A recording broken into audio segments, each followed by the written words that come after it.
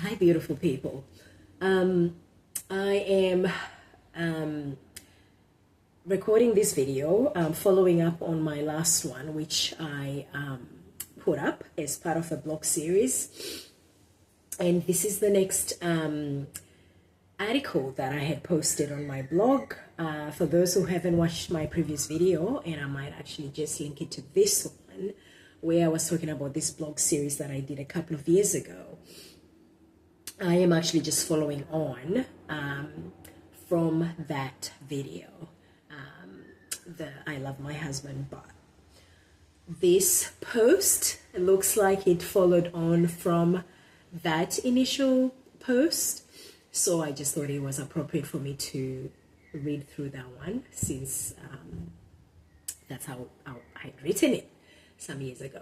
Anyway, so this one is about giving my name out too many times in the dating space. And you know how that can be if you're out there dating, and certainly if you've gone through it, or if you're currently going through it right now, you know what I'm talking about. So anyway, another one, I've given out my name too many times, written by Ra. I find that in a few different videos I haven't actually said. So my name is Ranga, which is actually Ranga in Shona. So Shona is my native language from Zimbabwe, but Ra is a name that I have used on posts. It's just short and sweet. Actually, even in Ranga, the full name is actually Rangarirai, or Rangarirai. It's funny when I say that to English speakers, they don't hear the difference, but I hear the difference. Rangarirai versus Rangarirai, very different. So one is, I guess, anglicized versus the Shona way of saying it. But yeah, I just go by Ra. It's I guess, a social media writing sort of name. Anyway, I've given out my name too many times. That's what this post talks about. Written by Ra. So some people should not get to know our names at all. They just do not deserve it. Let alone gaining access to us, our details, our bodies, our hearts. Let me explain further. I was thinking a little bit more about my previous article, which I've just referenced, and it made me think of my greater dating life and dating in general. I have had quite a few boyfriends in my time, some serious and some not so serious. And we all know the majority of these boyfriends end up being exes for good reason. I had one boyfriend in junior high who broke up with me via a scrunched up note written in pencil. The sheer audacity. And my heart was broken, of course. I was 13 years old and I thought he was the world. I guess at that age, boyfriends like that really do mean the world to us. But the fact of the matter was, he was never going to be part of my future, of my greater future, and frankly lasted only a short while even then. Actually, this boyfriend back home in Zim, I have since gone back when I have gone back home, when I go for a visit. And I remember some years ago, I went and visited where I grew up, and this guy was so washed up. Like in high school, junior high anyway, at like 12, 13 years old, he really was the coolest guy in the neighborhood. I thought, like, he went to a private school. Like, actually, all of his siblings went to a private school. The family seemed to be well off, though. I mean, I grew up in definitely a poor neighborhood. I grew up poor. I was going to say I did not grow up rich. No, I grew up poor. How about that? Let's just put it that way. Grew up poor, was brought up with a single parent that was working so hard, doing all sorts of odd jobs too. No, not odd jobs, actually. She used to do a lot of craft and sell things. So it was a lot of entrepreneurship that out of necessity for my mother. She made things, sold them, cooked things, sold them, bought things, sold them, that sort of thing. That's what my mother did.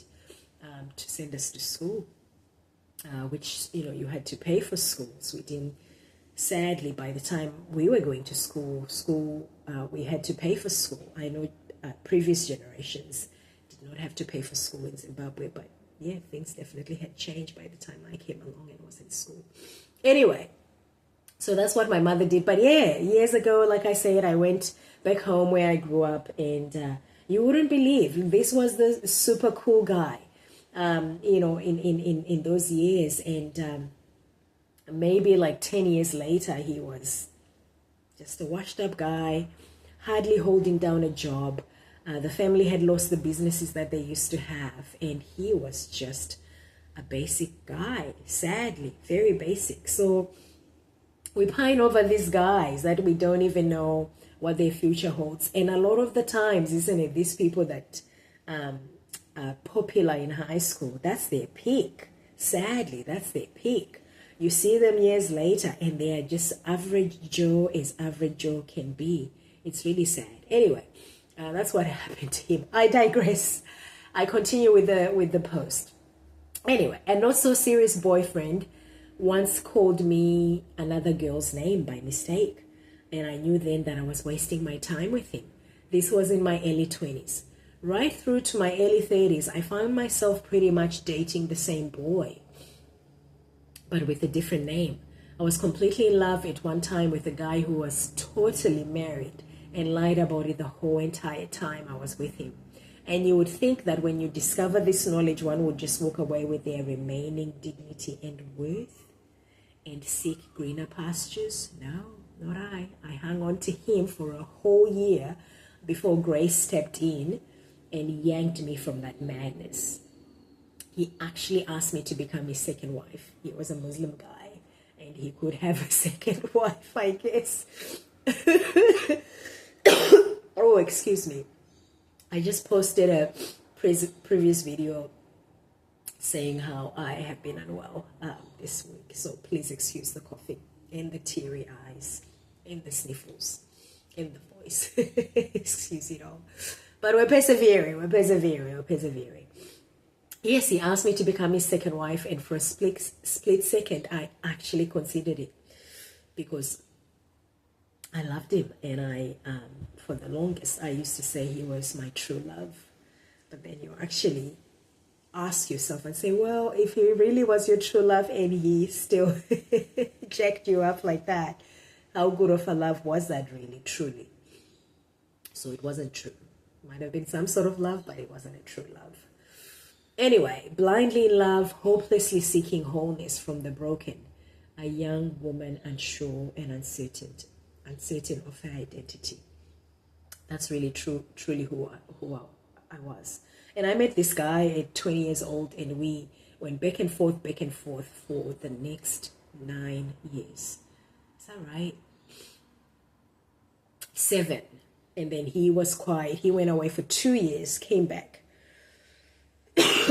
Excuse me.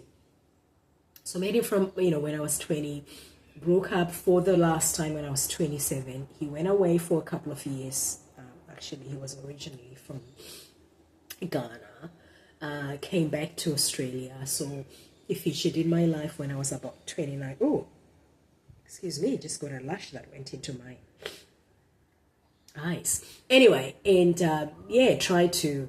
he really tried to get back with me. That's when he was asking me about being a second wife, which, I considered for a bit. Anyway, oh, this recording might not actually work very well because it's the talking that makes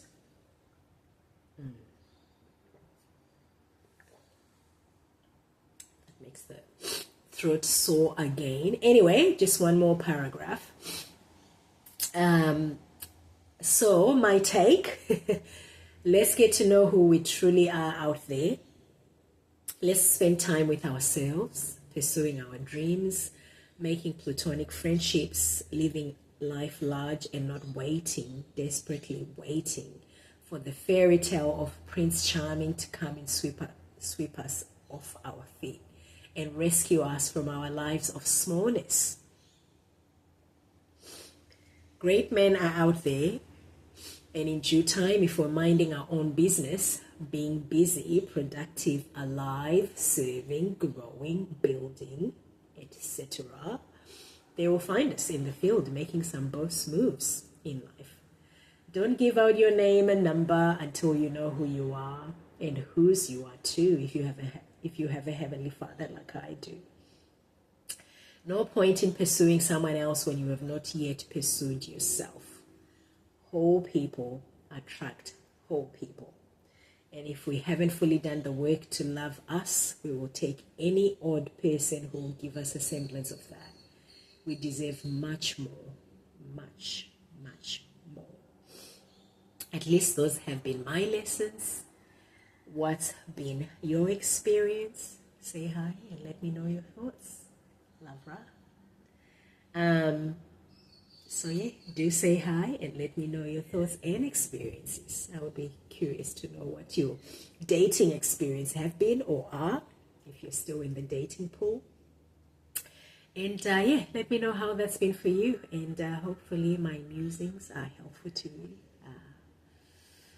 And I'll catch you in the next video. I'll see if I can persevere with recording some more. But my goodness, the throat is not cooperating. But pushing through is pushing through, isn't it? It actually means there has to be some barrier, some resistance. Otherwise, it's not entirely pushing through. So we shall see. Love you guys. Take good care, and I'll catch you in the next video. Bye.